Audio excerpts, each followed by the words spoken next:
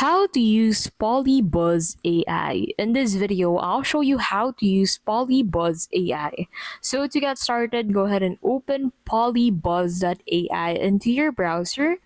And then in here, you'll get redirected into the section where you can actually chat with characters on PolyBuzz. So these are just AI generated characters with AI generated responses. So in here, go ahead and use the filter and then choose a character to whom you want to chat, and then click on this chat button and then simply chat with this character like chatting with a real person. So this character will then respond to your messages like a real person.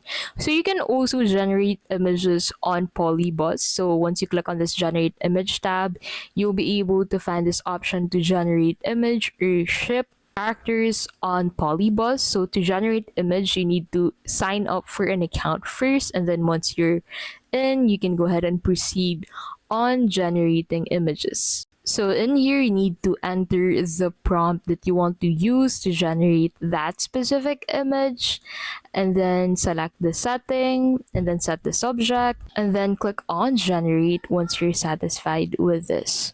So you'll be able to find the generated photos to the My Gallery tab. So you need to click on My Gallery at the right side of the normal mode to be able to view the generated images that you have for that specific command.